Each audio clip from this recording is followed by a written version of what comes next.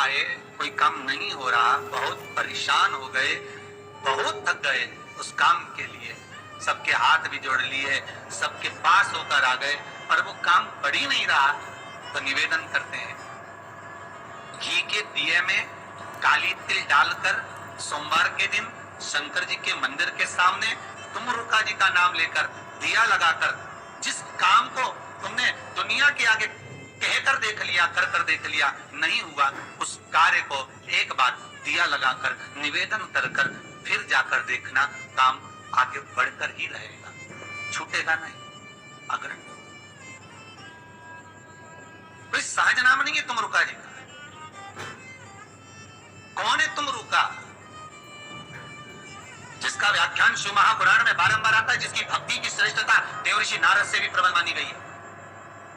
देवऋषि नारद को तो कई बार अभिमान आ गया, एक बार भगवान विष्णु के सामने जाकर कहते हैं कि मेरे बराबर नाम नहीं लेता कोई तुम्हारा। भगवान शंकर के सामने जाकर कहते हैं कि कामदेव को मैंने जीत लिया। ब्रह्मा जी के पास जाकर कहते हैं कि सृष्टि का निराकरण करना आपका काम है, पर मैं सारी सृष्टि का भ्रमण कर लेता हूं एक क्षण में। जो देवऋषि नारद इंद्र के सामने जाकर कहते हैं कि तुम्हें सत्ता का आधिपत्य सताना जताना नहीं आता, आधिपत्य किसे कहते हैं वो जानते नहीं हो आप। वो देवऋषि नारद जिनके भीतर भजन का बल, तब साधना का अहंकार इतना ज्यादा हो गया था कि देवताओं को भी कई बार देवऋषि नारद को नीचे दिखाने के लिए बंदर का मुख लगाना पड़ा था, अहंकार को छोड़ दे। पर उसमें भी प्रबल तुम रुका जी, जो शिव महापुराण की कथा कर रहे हैं, उसमें भी प्रबल है।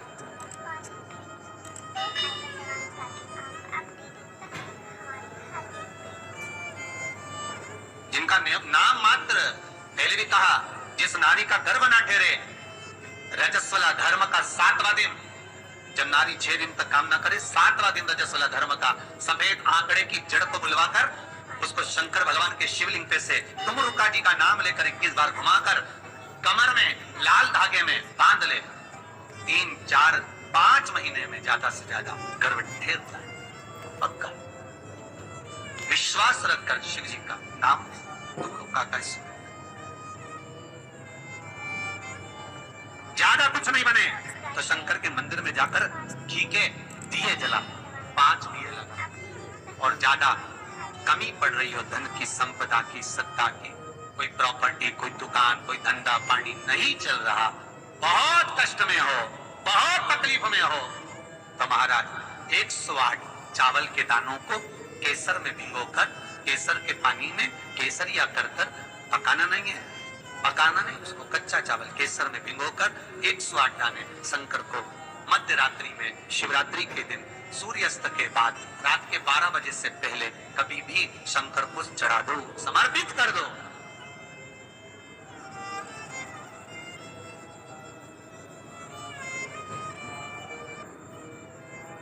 और वही अक्षत के दाने उठाकर वापिस रख लेना ब्रह्म मुहूर्त में सुबह 4 बजे, बस फिर बाबा पे सौंप देना। जितनी शिवरात्रि आती जाएंगी उतना धन बढ़ता चले जाएगा बाबा पर।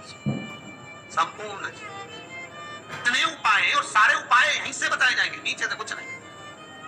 नीचे उतरने के बाद हमें कोई मतलब ही नहीं, हम क्या बोले ना बोले हमें उससे मतलब नहीं। ये व्यासपीठ श्री सुखदेव जी की है, ये व्यासपीठ श्री व्यास जी महाराज की है, ये व्यासपीठ श्री सूत जी महाराज की है, और ये व्यासपीठ इन सबसे पहले मेरे देव आदिदेव महादेव की है, जिन्होंने अमर गुफा में अमर कथा माता पार्वती को श्रवण कराई थी। बाकी के तो सुखदेव जी, व्यास जी, सूत जी, ये सब बात के, पर सबसे पहला वक्ता मेरा शिव है। तो ये शंकर की गादी पे से जो निकल गया, शंकर की गादी पे से जो बोल दिया, बस उसका अनुभव आप करो, और कर कर जरूर देखना,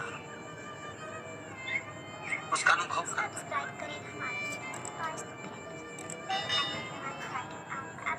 सुबह 6:42 पर इंदौर से किसी बहन का फोन था, रोते हुए आया था। आप लोग कहेंगे तो मैं नंबर भी दे दूंगा, समय लिखूंगा। 6:42 पे फोन आया था, और रोते हुए फोन आया था कि मेरा एक ही लड़का है और वो वेंटिलेटर पर पड़ा हुआ है।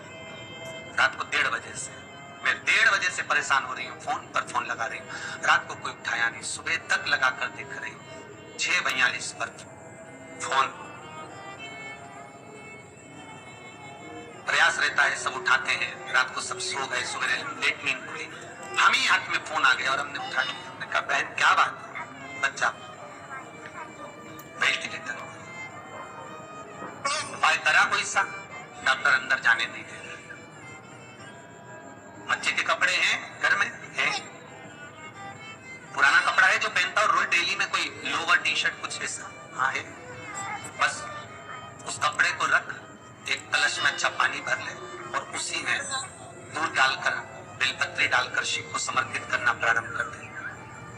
11:30 बजे दोपहर में फोन पर वेंटिलेटर हट चुका है और बालक स्वस्थ हो गया।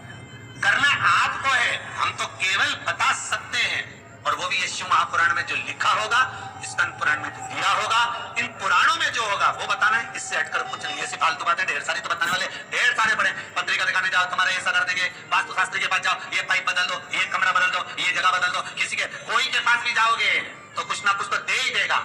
और यहाँ से तो केवल ना कोई भभूति है, ना कोई हमारे पास में जल है, ना हमारे पास में कोई बेल है, ना हमारे पास में कोई बाबा जोगी है। हमारे पास में तो ये शिव महापुराण है। इसमें जो बाबा ने लिख दिया, शंकर जो कर दिया, कह दिया, बोल दिया, बस उसी का स्मरण आप कर लीजिए। मुझे विश्वास है वो दुनिया का दुख हरने वाला आपके दुख भी हर लेगा, इतना विश्वास रखता हूं।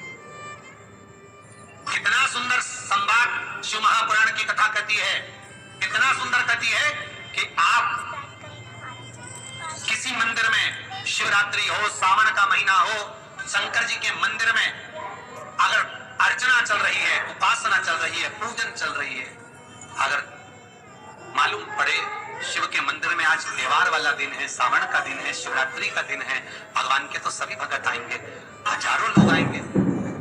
सास अगर बीमार है तो मिलने तो बहन बेटी भी आएगी, कोई भी आएगा, भले तुम्हारा लड़ाई हो चाहे झगड़ा हो, आएंगे तो सब ना। नहीं आएंगे तो लोग कह देंगे बताओ अम्मा बीमार पड़ी गई और चीजी एक दिन देखने नहीं आई, बोलेंगे कि नहीं बोलेंगे? सावन का सोमवार, शिवरात्रि का दिन अगर कोई शंकर के मंदिर नहीं जाएगा तो लोग क्या कहेंगे? बताओ आज शिवरात्रि के दिन घर में पड़ी हुई है, भगवान के मंदिर नहीं गई, कितना बुरा लगेगा। घर में सास बीमार पड़ी रहे और नंदों से कितनी भी लड़ाई हो, भाभियों से कितनी भी लड़ाई हो, देवरानी जेठानी से कितनी भी लड़ाई हो, अगर एक नहीं आया ना, अभी देवरानी देखने नहीं आया तो जेठानी आग लगाने में पीछे नहीं हटेगी। देख लो, सास ने पूरा भर दिया, ये दिन देखने नहीं है, देख लो।